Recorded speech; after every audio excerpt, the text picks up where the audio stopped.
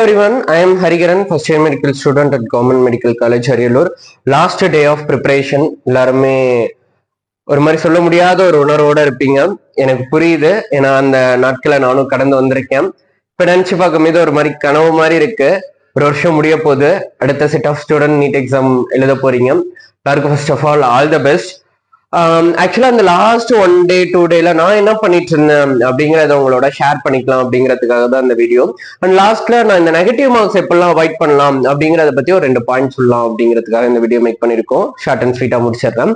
Last 2 daysல நான் பெருசா ரொம்ப எஃபோர்ட் போட்டு விழுந்து விழுந்து படிச்சேன்னா கண்டிப்பா இல்லை.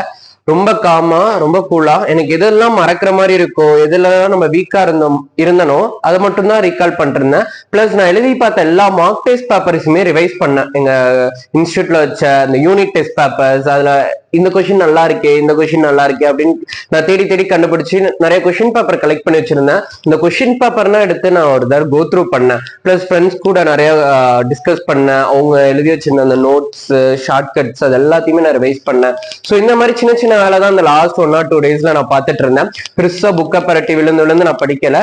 முடிஞ்ச அளவு இந்த 1 day, இந்த 1.5 dayல உங்க மென்டல் பீஸை ப்ரொடக்ட் பண்ணி வச்சுக்கோங்க. அது மட்டும்தான் நான் மெயினா சொல்ல வரேன்.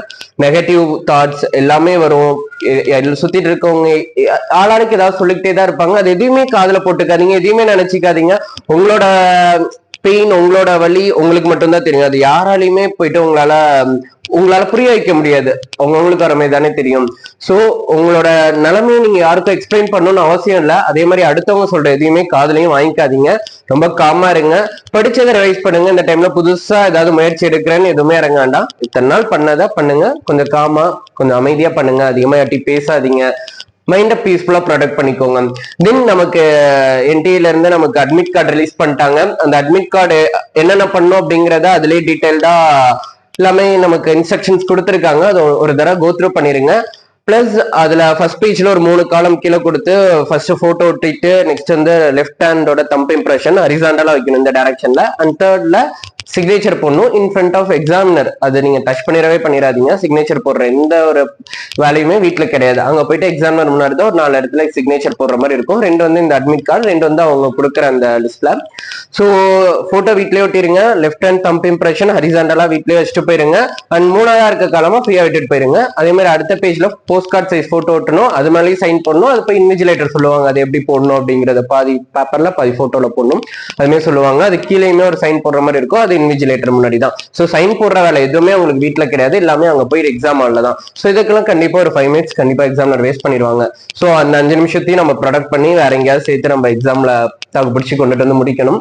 அண்ட் இந்த எக்ஸாம் ஹாலுக்கு எது எடுத்துட்டு போகணுமோ அது எல்லாத்தையும் பேர் ரெடி பண்ணி வச்சுருங்க. அட்மிட் கார்டு, போட்டோ, எக்ஸ்ட்ரா ஒரு பென்னு, என்னென்ன அதுல இன்ஸ்ட்ரக்ஷன்ஸ்ல கொடுத்துருக்காங்களோ மெயினா போட்டோ 2 போட்டோ எக்ஸ்ட்ராவே எடுத்துக்கோங்க. பென் 1 எக்ஸ்ட்ரா நீங்க எடுத்துக்கோங்க. தென் என்டிஏ அட்மிட் கார்டை ஒரு 4 பிரிண்ட் சேஃப்டிக்கு போட்டு வச்சுக்கோங்க. ஸோ இதெல்லாம் மெயினான விஷயம். தனி பாட்டில் எடுத்துக்கோங்க. முடிஞ்சா அதுல இந்த குளுக்கோஸ் பவுடர்னா எனக்கு கொஞ்சம் கொட்டி எடுத்துட்டு போயிருங்க. பிளஸ் என்னோட சின்ன பர்சனல் சஜஷன் என்ன அப்படின்னா, நிறைய பேருக்கு அந்த என்ட்ரி டைம் வந்து ரிப்போர்ட்டிங் டைம் 11 o'clock கொடுத்துருக்காங்க. பட் 11 o'clock போயிடாதீங்க. ஏன்னா 11 மணில இருந்து 5 வரையிலாம் நம்மளால உட்காந்துருக்க முடியாதுங்க. ஸோ முடிஞ்ச அளவு ஒரு 1 மணி அந்த டைம்ல போனீங்க அப்படின்னா அந்த 1 to 2 அந்த டைம்ல மைண்ட் கொஞ்சம் அந்த லொகேஷனுக்கு செட் ஆயிரும். ஸோ 2 o'clock எக்ஸாம் ஆரம்பிக்கும். 5:30 முடிச்சுட்டு வெளியே வந்துடலாம். ஏன்னா ஒவ்வொரு ரூமா தான் விடுவாங்க. 5:30 6 o'clock கூட ஆகலாம் பெரிய சென்டரா இருந்துச்சு அப்படின்னா. ஸோ ரொம்ப சீக்கிரம் போயிட்டீங்க அப்படின்னா ரொம்ப நேரம் அந்த இடத்துல உட்காந்துருக்க எல்லாருக்குமே கடுப்பா இருக்கணும். ஒரே இடத்துல உட்காந்துருக்கணும். வெளியே எங்கேயுமே விட மாட்டாங்க. ஸோ முடிஞ்ச அளவு 1 o'clock மேல போங்க. பிளஸ் நான் லாஸ்ட் 2 daysல இந்த எக்ஸாமுக்கு கொண்டுட்டு போற விஷயங்கள் என்னென்ன அப்படிங்கிறத நான் மெயினா அதுக்கு ஃபோக்கஸ் பண்ணேன். ஏன்னா இதையும் மிஸ் பண்ணிடக்கூடாது. லாஸ்ட் டைம்ல நம்ம பதட்டம் ஆயிடக்கூடாது. ஸோ அதுல தெளிவா இருங்க. லஞ்ச் வேணும் அப்படின்னா பிஃபோரா பிளான் போட்டு ப்ரிப்பேர் பண்ணி வச்சிருங்க. என்ன எடுத்துட்டு போகணும், எப்படி போறோம், யார் கூட போறோம், அது எல்லாமே பிளான் போட்டு வச்சிருங்க. லாஸ்ட் மினிட்ல எந்த ஒரு விஷயம் உங்களை டென்ஷன் பண்ணிடக்கூடாது. எதுவுமே உங்களை பதட்டப்படுத்திடக்கூடாது. ஸோ அதுல கிளியரா இருங்க.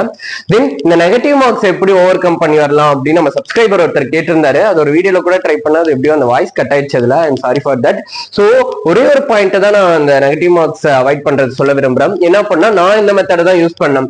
என்ன பண்ணா ஒரு கொஸ்டின் இருக்கு அப்படின்னா அதுக்கு 4 ஆப்ஷன்ஸ் தராங்க. அந்த 4 ஆப்ஷன்ல ஒரு 2 ஆப்ஷன் கண்டிப்பா இது வராதுன்னு எலிமினேட் பண்ணிட்டு மீது 2 ஆப்ஷன்ல இது ரெண்டுத்துல தான்ப்பா ஏதாவது ஒண்ணா இருக்கும் அப்படின்னு நான் டிசைட் பண்ணிட்டேன்னா கண்டிப்பா ஏதாவது ஒண்ணு போட்டுட்டு வந்துருவேன். சரி, காட்ஸ் கிரேஸ் இந்த ரெண்டுத்துல ஏதாவது ஒண்ணு தானே 50-50 சான்ஸ் இருக்கு, ப்ராபபிலிட்டி இருக்குன்னு போட்டுட்டு வந்துருவேன்.